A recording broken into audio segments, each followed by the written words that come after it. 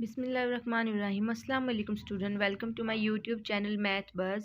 Student, हम इसमें discover math कर रहे हैं क्लास 5 का, जिसमें आज यूनिट नंबर 3 फ्रैक्शंस का चैप्टर नंबर 4 फ्रैक्शन करना है।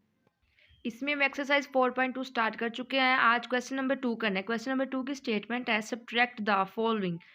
जैसे क्वेश्चन नंबर 1 किया था, क्वेश्चन नंबर 2 भी वैसे ही करना है, बस इसमें हमने जो भी हमारी वैल्यूज़ होंगी उनको माइनस करना है।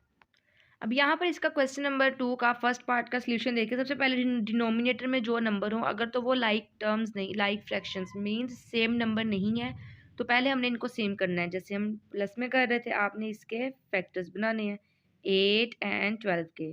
2 के टेबल से कर लेते, 2 4 ज़ार 8, 2 6 ज़ार 12। अगेन 2 के टेबल से 2 2 ज़ार 4, 2 3 ज़ार 6। अगेन 2 के टेबल से 2 1 ज़ार 2, और यहाँ पर 3 एज इट इज़ आ जाएगी, क्योंकि 2 के टेबल में 3 नहीं आता। तो अब 3 से कर लेंगे, 3 1 ज़ा 3। अब इन सब नंबर्स के फैक्टर्स 2 मल्टीप्लाई 2 मल्टीप्लाई 2 मल्टीप्लाई 3, 2 2 ज़ा 4, 4 2 ज़ा 8, 8 3 ज़ा 24। अब आपके पास आ गया 24। अब हम क्या करेंगे, 7/8 को एज इट इज़ लिखेंगे। अब यहाँ पर 8 है, 8 के टेबल में आपने देखना है 24 कहाँ आता है।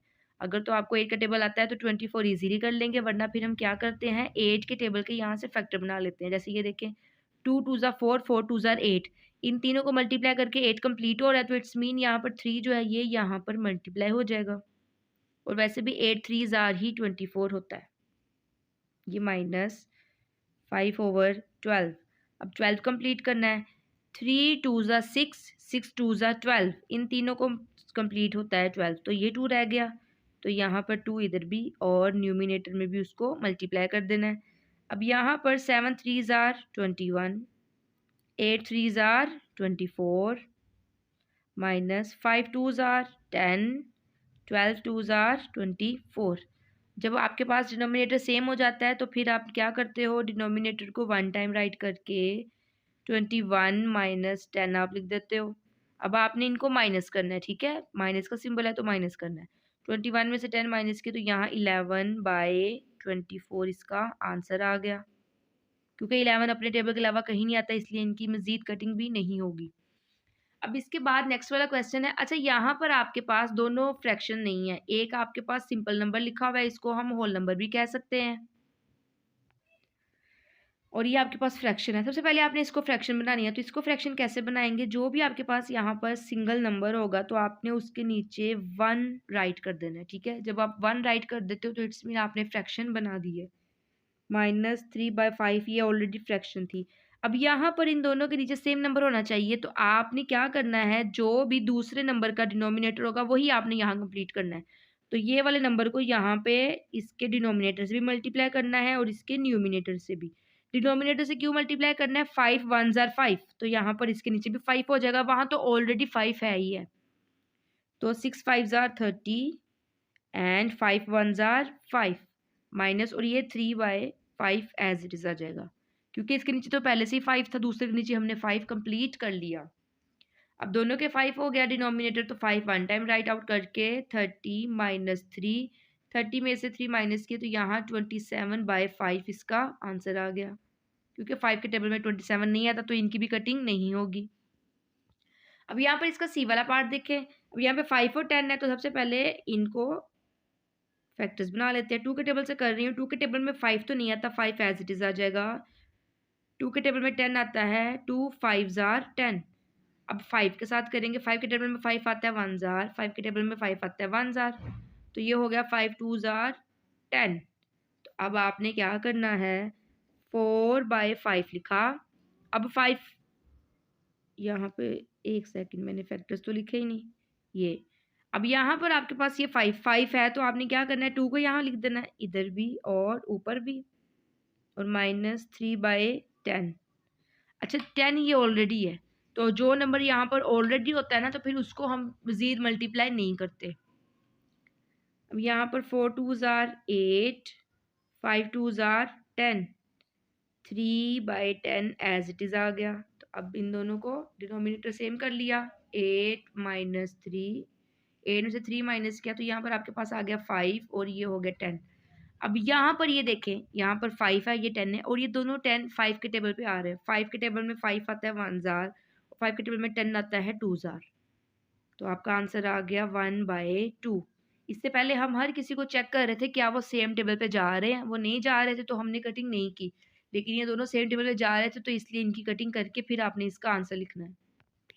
अब यहाँ पर सी के बाद इसका डी वाला क्वेश्चन देखें। 16 और 24 अलग अलग नंबर है, पहले आपने इसके फैक्टर्स बना लेने हैं। 16 एंड 24 2 के टेबल से, 2 8 ज़ार 16, 2 1 ज़ार 2, 2 2 ज़ार 4, 2 के टेबल से, 2 4 ज़ार 8, 2 6 ज़ार 12, अगेन 2 के टेबल से, 2 2 ज़ार 4, 2 3 ज़ार 6, अगेन 2 के टेबल से, 2 1 ज़ार 2, 3 एज इट इज़ आ जाएगा, और यहाँ पर 3 के टेबल से 3 1 ज़ार 3।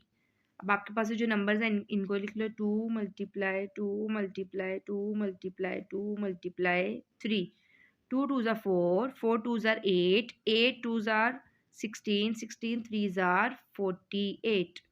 अब आपके पास आ गया 48। अब आपने क्या करना है यहाँ पर 17/16। अब ये 16 है तो आप यहाँ से 16 के फैक्टर्स कंप्लीट कर लो। 2 2 ज़ार 4, 4 2 ज़ार 8, 8 2 ज़ार 16।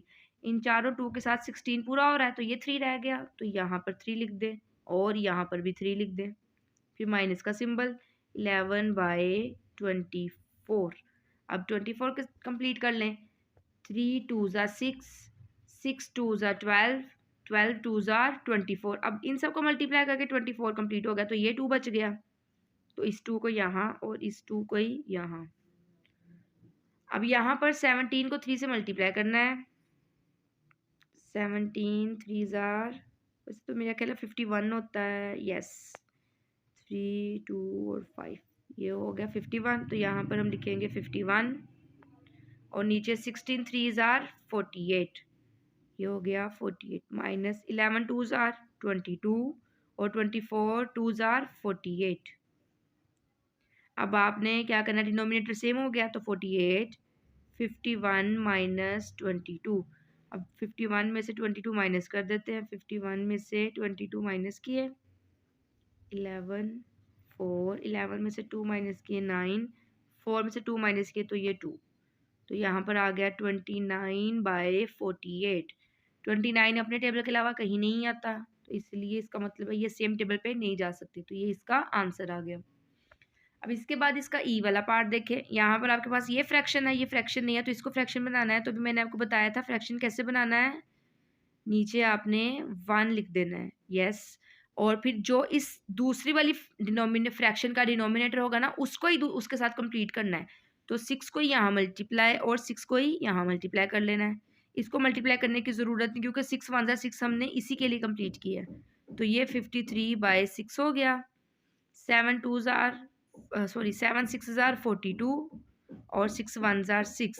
अब दोनों का डिनोमिनेटर सेम, तो यहाँ पर 6 हो गया, ये हो गया 53 माइनस 42।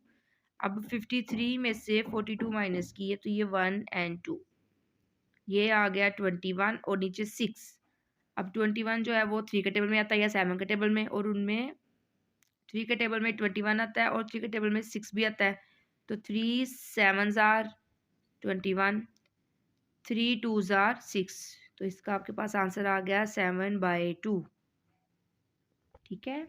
अब इसका बेटा एफ वाला क्वेश्चन देखेंगे, आपके पास मिक्स्ड फ्रैक्शन है, तो पहले मिक्स्ड फ्रैक्शन को आपने सिंपल फ्रैक्शन बनाना है।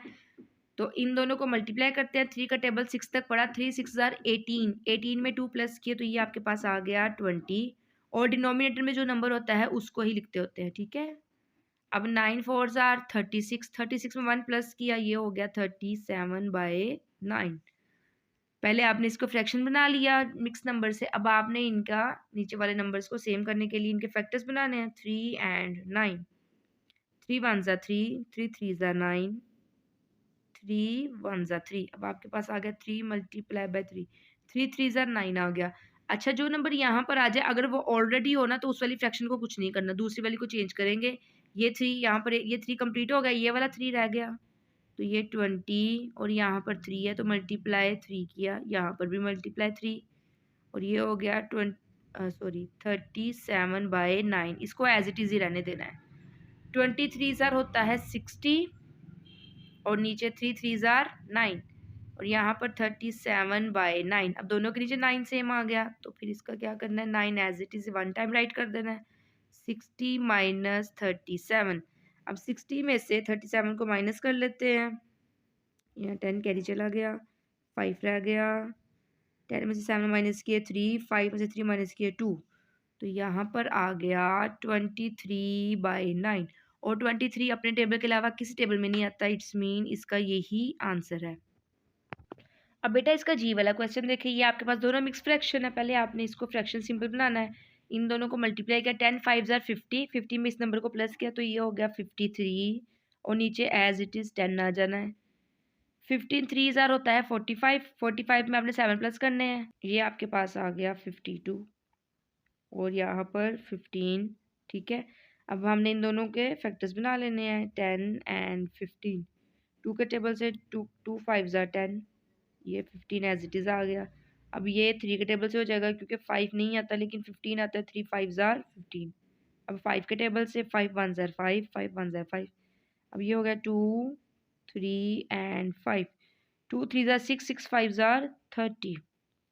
अब हमने यहाँ पर इनके फैक्टर्स कंप्लीट करने हैं, 53 यहाँ पर 10। अब यहाँ पे 10 5 2 जार 10, इन दोनों को मल्टीप्लाई करके 5 को और 2 को मल्टीप्लाई करके आपका 10 कंप्लीट हो गया। ये 3 रह गया तो 3 को यहाँ लिख देना है और 3 को ही यहाँ लिख देना है। अब माइनस 52/15।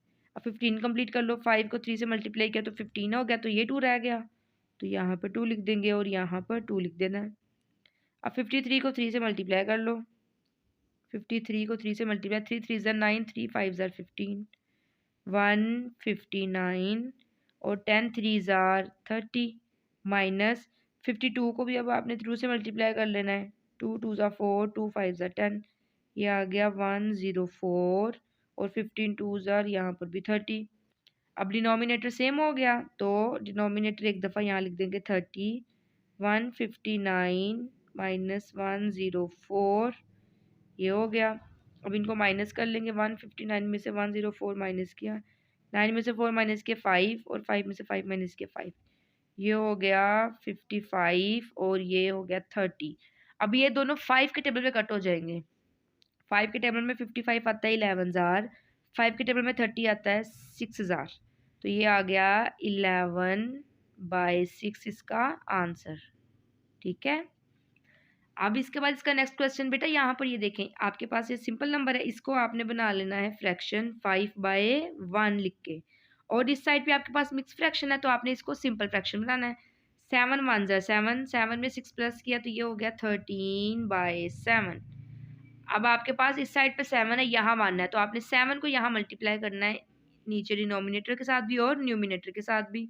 5 7 ज़ार 35, 7 1 ज़ार 7, 13 वैसे ही आ जाएगा, और ये 7। अब दोनों का 7 7 कंप्लीट हो गया तो ये 7 35 माइनस 13, और 35 में से आपने 13 को माइनस कर लेना है, 2 एंड 2, तो ये आपके पास आ गया 22/7। 7 का टेबल में 20 नहीं आता तो यही इसका आंसर है। इसके साथ ही बेटा ये वाला क्वेश्चन आपका कंप्लीट हो गया है। आई होप ये वीडियो आपकी बहुत हेल्प करे इस क्वेश्चन को समझने के लिए। अपना बहुत सा ख्याल रखिएगा, दुआ में याद रखिएगा। अल्लाह आपका हामी नासिर, अल्लाह हाफिज़।